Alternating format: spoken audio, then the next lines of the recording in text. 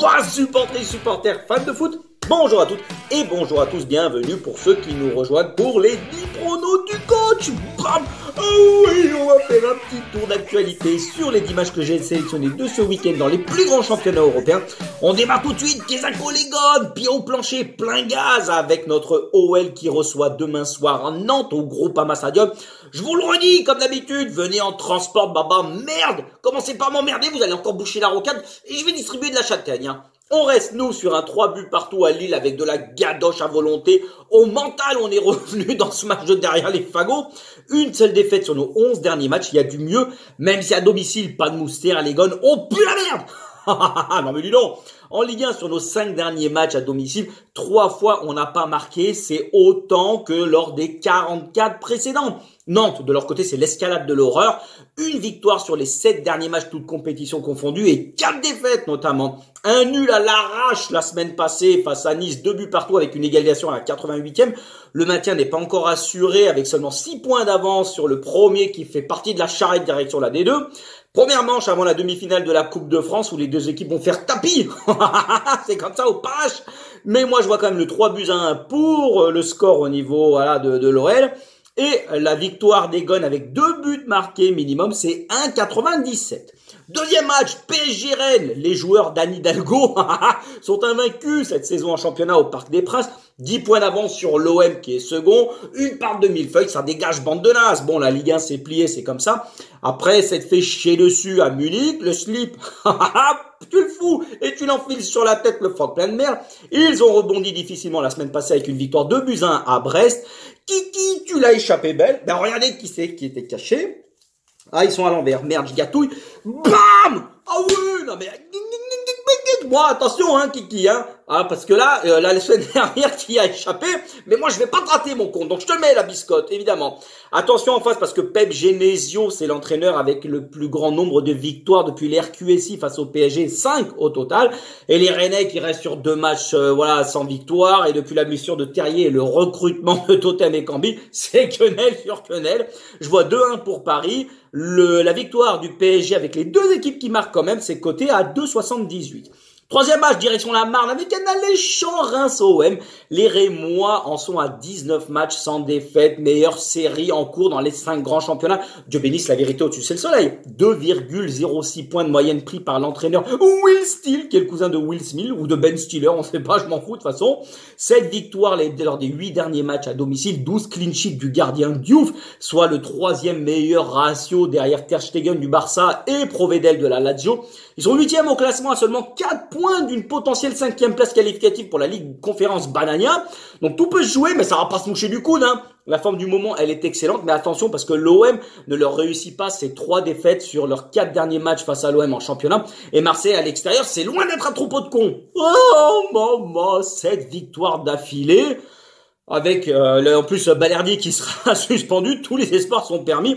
Un partout, c'est mon score. Je vois pas de vainqueur dans ce duel dimanche soir. Le nul, il est coté à 3,40 pour coffrer un max d'oseille.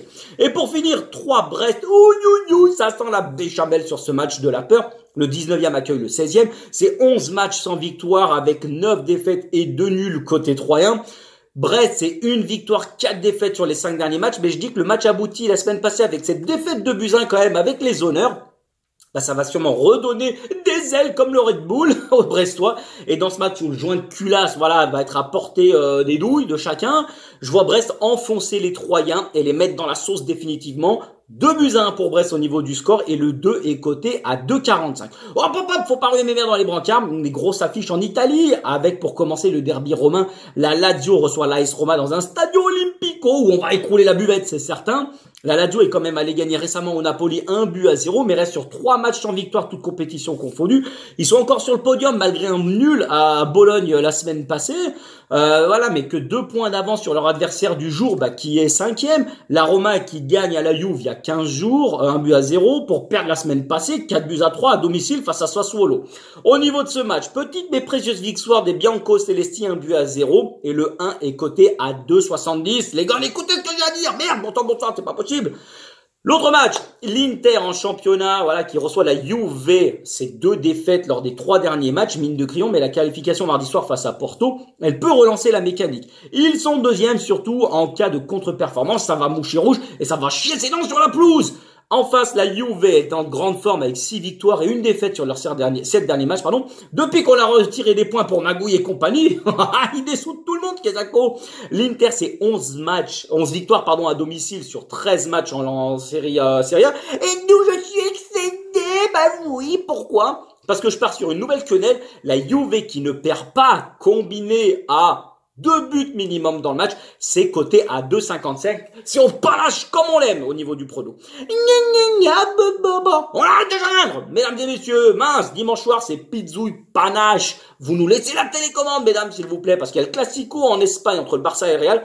Au Camp Nou, le Barça est invaincu cette saison. C'est gadoche et pestac la volonté, tandis que le Real, c'est seulement 3 défaites et déjà 9 victoires à l'extérieur.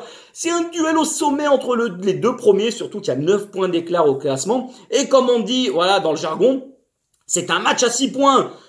Non mais, t'en as une, c'est moi qui décide, là, je sais même plus où j'en suis, c'est salade de phalange, ça commence à claquer du fessier, ça va tomber. Mais sur les 6 des 7 derniers classicos, l'équipe qui a reçu est passée pour une banane et une trompette. Avec ce que j'ai vu mercredi soir hier contre Liverpool, moi je dis que c'est reparti pour un tour. Une victoire 3-1 de la Maison Blanche au Camp Nou. La cote du Real gagnant est à 3,30 les gars. En Bundesliga, bam, le 9e, le Bayern, Leverkusen reçoit le Bayern.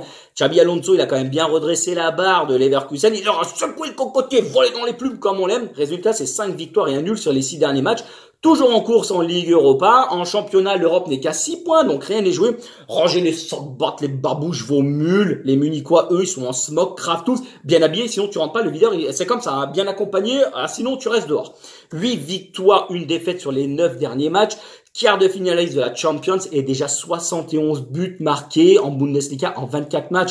4 victoires de rang qui plus est face à Leverkusen. Je vois la 5e dimanche, 3-2 au niveau du score. Mais la cote du Bayern avec les 2 équipes qui marquent, c'est quand même, elle est belle, à 2,51.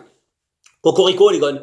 Regardez, on part où? Direction le redivise, Ajax, Feyenoord, encore un duel au sommet entre le leader et son dauphin. Ça va bégayer sévère, puisque c'est une occasion en or pour les joueurs de l'Ajax de revenir sur leur adversaire au classement, puisque 3 points laissés par seulement 4 victoires d'affilée pour les hommes de John Heitinga, et en face, le Feyenoord n'a perdu qu'un seul match cette saison. C'est face au PSV, en septembre dernier. L'Ajax reste sur 6 victoires d'affilée face au Feyenoord depuis 2019. Et à l'aller, cette série a pris fin, mais c'était quand même un match nul, un but partout. Tranquillou bilou. Moi, je vois une victoire 4-2 de l'Ajax pour nier le score. Et la cote, ça me gratte au niveau. Là, j'en peux plus, là.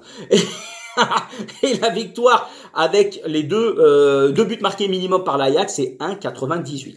Et pour finir, on s'en balèque direction la première ligue, Arsenal qui reçoit Crystal Palace. Je vais transformer ton pif en nez rouge.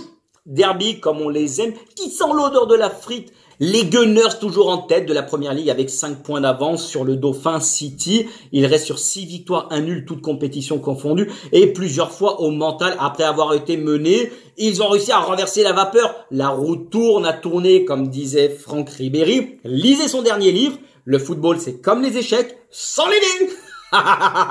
Mais c'est surtout qu'en face, les hommes de Patrick Vieira, c'est nul et renul, ça fait nul au cube. 12 matchs sans victoire, 7 défaites parmi ces 12 matchs, dont 3 d'affilée. Le grand chelem, c'est pour dimanche. Non mais tu veux pas que je joue de la flûte? La victoire d'Arsenal par 2 buts d'écart, c'est coté à 1,65 les gars.